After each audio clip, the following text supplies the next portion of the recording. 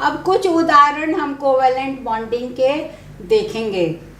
सबसे पहले hydrogen gas आपको मालूम है द्विपरमाणविक अवस्था में होते हैं, तो इनका एक इलेक्ट्रॉन है, इनका बंधन बनता है। अब सहसंयोजी बंधन कैसे बनता है? हमेशा शेयरिंग होती है, यहाँ आदान प्रदान नहीं होता है, यहाँ शेयरिंग करके यह बंधन बनाते हैं। इसका अर्थ क्या हुआ कि यह एक इलेक्ट्रॉन इसको सहायता करेगा और यह एक इलेक्ट्रॉन इसको सहायता करेगा और इससे यह हीलियम की रचना को प्राप्त कर लेगा। आपको पता है कि यौगिक बनाने के लिए क्या क्रिया होती है?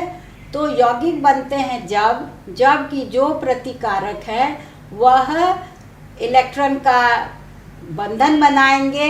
तो कैसे बनाएंगे? या तो पहला आपने सीखा था इलेक्ट्रोवैलेंट, जिसमें आपने देखा था कि त्याग करते हैं और ग्रहण करते हैं, वो बड़ा आसान था। लेकिन यहाँ क्या हो रहा है? यहाँ शेयरिंग हो रहा है। यह एक इनको मदद कर रहा है और यह एक इनको मदद करके दोनों को दो दो का फैसिलिटी प्राप्त हो जा रहा है, हीलियम की रचना प्राप्त कर लेते हैं। इसे हाइड्रोजन गैस हमारा बन गया। अब आगे आप देखिए ऑक्सीजन गैस। ऑक्सीजन में 2 और 6 जो इलेक्ट्रॉन्स हैं बाहरी कोश में, वो 2 और पहला में 2 है के में और दूसरा में 6 है, तो 6 भाग लेंगे। 1 2 3 4 5 6, इसका मैंने क्रॉस लिखा आपको पहचानने के लिए आसान होगा। यहाँ एक जोड़ी, ये 1 पेयर, ये 1 पेयर, यानी ये एक इसके साथ और फिर दूसरा वाला इसके साथ, यानी कि पेयरिंग हो रहा है 4 इलेक्ट्रॉन्स का। यह एक पेयर बनाया, यह एक पेयर बनाया, तो इसमें हो रहा है डबल कोवेलेंट बॉन्डिंग। क्या हो रहा है? डबल। यहाँ डबल आप देख रहे हैं, मैंने साधारण भाषा में आप इसको 2 ऐसे निशान दे देंगे तो ये डबल बॉन्डिंग को दिखाता है। तो ये बन गया O2। इसके बाद हम आते हैं नाइट्रोजन पर। नाइट्रोजन का देखें कि वो 2 5, यानी जो बाह्यतम कक्षा में 5 इलेक्ट्रॉन है तो वो भाग लेंगे यौगिक बनाने में। तो यहाँ ये 3 की जोड़ी बनेगी, तभी वो 8 रचना, किसकी रचना प्राप्त करेगा? 8 कंप्लीट होगा तो वह नियॉन का रचना प्राप्त करेगा। यहाँ भी ऑक्सीजन में भी यह नियॉन का रचना प्राप्त करता है। यानी कोई भी तत्व प्रतिक्रिया करते हैं, यौगिक बनाते हैं, तो वह अपने निकटस्थ इनर्ट गैस कॉन्फ़िगरेशन को प्राप्त करते हैं। तो ये दूसरा वाला नाइट्रोजन यहाँ भी मैंने लगा दिया है, सॉरी मैंने थोड़ा गलत लिख दिया है, इसको मैंने क्रॉस दिखलाया था इसलिए आप क्रॉस ही लगाएं। तो यह एक जोड़ी, फिर ये दूसरी जोड़ी, फिर ये तीसरी जोड़ी, तो यहाँ ट्रिपल कोवेलेंट बॉन्डिंग हुई है और यह नाइट्रोजन गैस बना है। तो आपने क्या सीखा? यह एकल, ये कैसा बंधन है? सिंगल। ये कैसा है? डबल। और ये है ट्रिपल। इसके बाद हम लोग आते हैं, ये बना रहे हैं कार्बन और हाइड्रोजन। ऊपर में आप लोगों ने सेम देखा, अब हम दूसरे तत्वों के साथ दिखाएंगे। कार्बन का आप जानते हैं 4 वैलेंसी है, 2 K शेल में और 4 L शेल में, तो यही प्रतिक्रिया करेंगे। अब ये 4 हाइड्रोजन के साथ ये 8 बना सकेंगे। 1 2 3 4 5 6 7 8, और इस तरह से ये 8 रचना, पूर्ण रचना को प्राप्त करेंगे और ये चारों तरफ से हाइड्रोजन का सिंगल बॉन्डिंग करेंगे। इसे कहते हैं चतुष्पदीय या रेगुलर टेट्राहेड्रल शेप ये बनाया है। और यहाँ आप देख रहे हैं कि ये चारों तरफ से यह एक हाइड्रोजन लग गया सिंगल कोवेलेंट बॉन्डिंग के द्वारा, और यह बना दिया है मीथेन। तो यहाँ भी हम देख रहे हैं कि यह सिंगल कोवेलेंट बॉन्डिंग हो रहा है।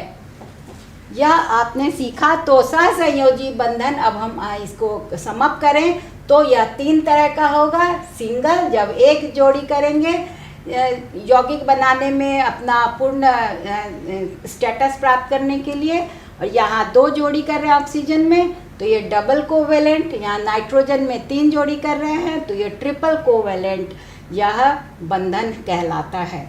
फिर आप मीथेन में देख रहे हैं कि सिंगल 4 हाइड्रोजन चारों तरफ से लगकर यह पूर्ण रचना कार्बन अपना प्राप्त करता है, और हाइड्रोजन भी तो कार्बन प्राप्त करता है नियन का, और हाइड्रोजन प्राप्त करता है हीलियम का, और इस तरह से यह रेगुलर टेट्राहेड्रल शेप है और यह बनाता है मीथेन, और इसमें सिंगल कोवेलेंट बॉन्डिंग ही देखा जा रहा है।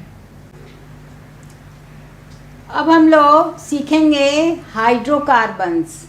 हाइड्रोकार्बन्स यानी कि हाइड्रोजन और कार्बन के संयोग से जो यौगिक बनते हैं इन्हें हम हाइड्रोकार्बन्स कहते हैं।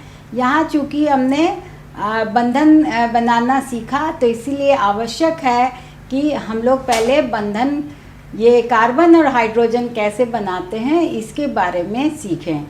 अभी मैंने आपको मीथेन बनाकर दिखलाया था कि इनका बाह्य कोश में 4 इलेक्ट्रॉन है, इसीलिए यह 4 संयोजकता है। आपको मालूम है कि यह 4 इलेक्ट्रॉन ना त्याग कर सकता है और ना 4 इलेक्ट्रॉन ग्रहण कर सकता है, क्योंकि इसमें न्यूक्लियस में जो प्रोटॉन की संख्या है उससे ये असामान्य हो जाएगा। इसलिए हमेशा हम लोग इसका देखते हैं कि यह सहसंयोजी बंधन बनाता है। यहाँ हम देख रहे हैं मीथेन, फिर से ये संतृप्त हाइड्रोकार्बन कहलाते हैं, चूँकि इनके एकल सहसंयोजी बंधन बन रहे हैं हाइड्रोजन के साथ, और इसे हम सैचुरेटेड हाइड्रोकार्बन कहते हैं। इसके लिए एक हमारा जनरल फार्मूला है CnH2n+2, और इसे एक जनरल नाम दिया जाता है एल्केन, ANE सफिक्स इसमें लगाया गया है, और यह सारा जो एक समजात श्रेणी बनाएगा होमोलोगस सीरीज, जिसमें सभी सिंगल कोवेलेंट बॉन्ड होंगे, बस एक CH2 एडिशन होता चला जाएगा। इसी को अभी हम इसमें आपको समझाने जा रहे हैं। आप देखें मीथेन का तो N नंबर कार्बन का क्या है 1, तो 1 2N मतलब 1 × 2 2, और उसमें 2 जोड़ दें तो यानी कि 4।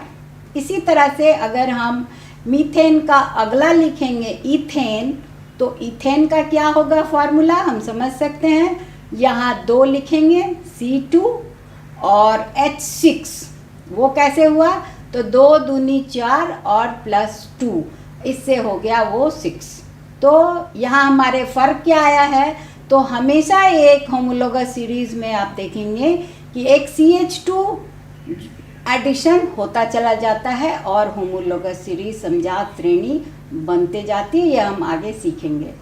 अब एक दूसरे तरह का आप देखेंगे असंतृप्त हाइड्रोकार्बन, अनसैचुरेटेड हाइड्रोकार्बन जो कहलाते हैं, 2 तरह के होंगे। अभी हमने डबल बॉन्ड और ट्रिपल बॉन्ड देखा था, तो आप देख रहे हैं कि ये एक डबल बॉन्ड वाला जो यौगिक होगा उसका जनरल फार्मूला है CnH2n, और इसे हम एल्कीन ENE सफिक्स लगाकर कहते हैं, और इसमें 2 कार्बन से स्टार्ट ही ये होगा। ये डबल बॉन्ड है आप देख रहे हैं, और कार्बन का 4 इलेक्ट्रॉन्स है, तो 2 का तो यहाँ पेयरिंग हो गया, जो बाकी 2 बचे वो एक हाइड्रोजन इधर ले गया और एक हाइड्रोजन इधर ले गया। उसी प्रकार से इस कार्बन का 2 इलेक्ट्रॉन की पेयरिंग तो यहाँ हो गई, और एक हाइड्रोजन का इधर हुआ और एक हाइड्रोजन का इधर हुआ, और ये फार्मूला हुआ C2H4, और इसे हम कहेंगे इथीन।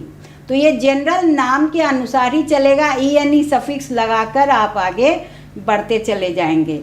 इसमें भी आप एक CH2 से ऐड करके होमोलोगस सीरीज आप बना सकते हैं। अब हम एक दूसरा देखेंगे लास्ट, असंतृप्त हाइड्रोकार्बन के ही अंदर ये आएगा, यह है ट्रिपल बॉन्ड।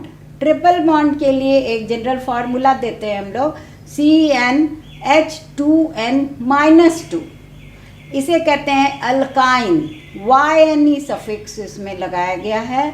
और यह कैसे बनेगा, तो आप देखें कि ये तीन इलेक्ट्रॉन की पेयरिंग ये बीच में किया है, इधर से इस कार्बन का 3 और इस कार्बन का 3, तो ये 3 की पेयरिंग हो गई, ट्रिपल बॉन्ड बना लिया और एक इलेक्ट्रॉन यहाँ बचा, तो ये एक हाइड्रोजन के साथ अटैच हो गया और इधर भी एक इलेक्ट्रॉन के साथ ये अटैच हो गया और ये मॉलिक्यूल बना इथाइन, इसे हम लोग कहते हैं इथाइन। तो इन दोनों में आप देख रहे हैं कि 2 कार्बन से ही यह स्टार्ट होगा, क्योंकि इसमें डबल बॉन्ड है तो 2 कार्बन के बीच में ही यह आरंभ होगा। इसी तरह से यहाँ 3 है तो यह 2 कार्बन से ही यह आरंभ होगा, जबकि आपने सैचुरेटेड हाइड्रोकार्बन में देखा था कि यह सिंगल कार्बन से स्टार्ट हुआ था।